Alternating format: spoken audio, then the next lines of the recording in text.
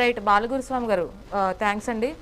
కృష్ణారెడ్డి గారు మీరు చెప్పండి, బీజేపీకి ఒక్క స్థానం కూడా కేటాయించకపోవడం అనేది ఏ విధంగా చూసుకోవచ్చు? దీనికి కేంద్రం ఏ విధంగా ముందుకు వెళ్లే ప్రయత్నం చేస్తుంది?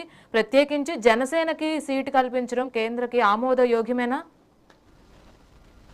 మేడం, ముందుగా మీకు మెగా9 వీక్షకులకు అలాగే ఈ చర్చా వేదికలో పాల్గొంటున్న వివిధ పార్టీల నాయకులకు అందరికీ శుభ సాయంత్రం తెలియజేసుకుంటూ, ముఖ్యంగా ఈరోజు ఉత్తరప్రదేశ్ ముఖ్యమంత్రి యోగి ఆదిత్యనాథ్ జన్మదినము. వారికి మీ ఈ ఛానల్ ద్వారా వారికి జన్మదిన శుభాకాంక్షలు తెలియజేసుకుంటున్నాను.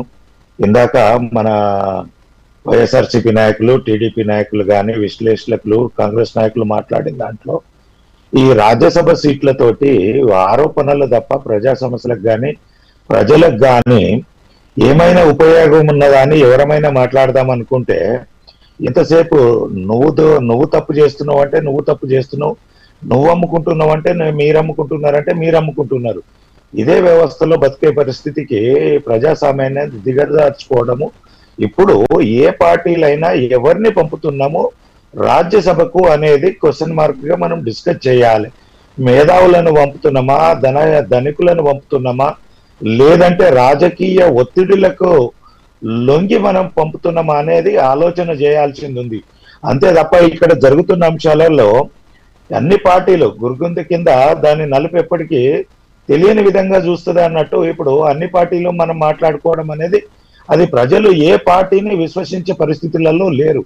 ఎంతో కొంత మనం వాస్తవాలు ఈ డిబేట్ లో చర్చిస్తే ప్రజలకు అర్థమవుతుంది. కానీ మనం ఎంతసేపు ఆయన టికెట్లు అమ్ముకున్నారంటే మీరేం చక్కగా చేసింది వైఎస్ఆర్సీపీ లేదు.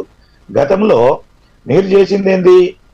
అంబానీ వాళ్లకు మీ వాళ్ళ నాన్న చెప్పింది వ్యక్తులలో రిలయన్స్ పాత్ర ఉన్నదని హైదరాబాద్ లో విపరీతంగా స్టోర్స్ ను అదే మనిషి ఇంటికి రాగానే రాజ్యసభ ఇచ్చారు. ఇవన్నీ మనం మాట్లాడుకుంటే, ఎందుకంటే ఒకరి చరిత్రను ఒకరు చదువుకుంటే మనకు ఈనంగానే మన భవిష్యత్తు కనబడుతుంది. కానీ ఈ రోజు జరుగుతున్న అంశాలలో ఈ రోజు రాజ్యసభ ఏ సభ్యు అంటే ఇస్తున్న క్యాండిడేట్లు ఏ ప్రతిపదికన ఇస్తున్నారు, ఎలాంటి అంశాలలో ఇస్తున్నారు, ఎవరికి ఇస్తే బాగుంటుంది, వారి సేవలు రాష్ట్రానికి ఏమన్నా ఉపయోగపడే విధంగా ఉంటుందా, ప్రజలకు ఉపయోగపడే విధంగా ఉంటుందా, ఎలాంటి వ్యక్తులకు ఇస్తున్నాం అనేది చూడాలి. ఎంతసేపు నా వర్గానికి ఇస్తున్నారా, నీ వర్గానికి ఇస్తున్నారా, పార్టీ లాయల్టీ చూస్తున్నారా అనేదే చూస్తున్నారు తప్ప ఆ యొక్క పర్సన్ ప్రజలకు ఎంత ఉపయోగపడుతున్నది అనేది ఏ పార్టీ గ్రహించట్లే.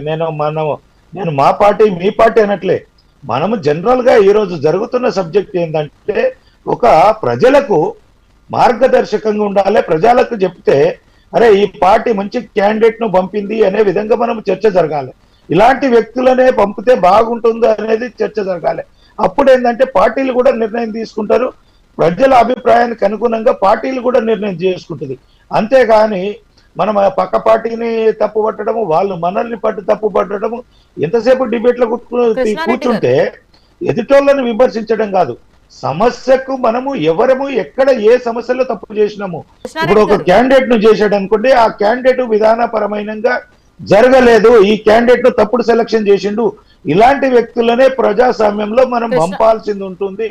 పెద్దల సభలకు వెళితే ఈ రోజు రాజ్యసభలో ఒక్క నిమిషం మేడం, రాజ్యసభలో ఓటింగ్ శాతం చూస్తే 30-35% ఉండట్లేదు. వాళ్ళకు ప్రతిదీ అలవెన్స్ ఇస్తున్నాము. వారిని ఎందుకు పంపుతున్నారు అనేది కూడా ఏ పార్టీ కూడా గ్రహించట్లేదు. ఏంటంటే ఏదన్నా బిల్లు వచ్చినప్పుడు మనం ఒక బల ప్రదర్శనకు చూయించుకోవడానికి ఓటేయడానికి తప్ప వారు దేనికి ఉపయోగపడుతున్నారు, ఏ రాజ్యసభ అంటే రాజ్యసభ ఎంపీ ఎన్ని నిధులు తీసుకొచ్చిండు రాష్ట్రానికి, ఏ నియోజకవర్గాన్ని పార్లమెంటు పరిధిగానో లేదంటే అసెంబ్లీలుగానో ఇంతకు ముందున్న రాజ్యసభ ఎంపీలు కానీ ఎమ్మెల్సీలు కానీ ఒక నియోజకవర్గాన్ని ఒక జిల్లానో దత్తతగా తీసుకొని అక్కడ కొన్ని అభివృద్ధి కార్యక్రమాలు వాళ్ళకు వచ్చే నిధులతోటి కానీ ఇవి చేస్తుండే. ఇప్పుడు ఏ ఒక్క ఎంపీ కూడా ఆ దరిదాపుల్లోకి లేకుండా పోయినరు. సార్ చెప్పండి మేడం. ఒక విషయం మీరు చెప్పింది అంతా బానే ఉంది. ఇప్పుడు ఎంపీ స్థానాలకి ఇప్పుడు వాయిస్ బ్రేక్ అవుతుంది మేడం. సార్ ఇప్పుడు వినిపిస్తుందా? హలో, ఇప్పుడు వినిపిస్తుందా సార్? వినబడుతుంది.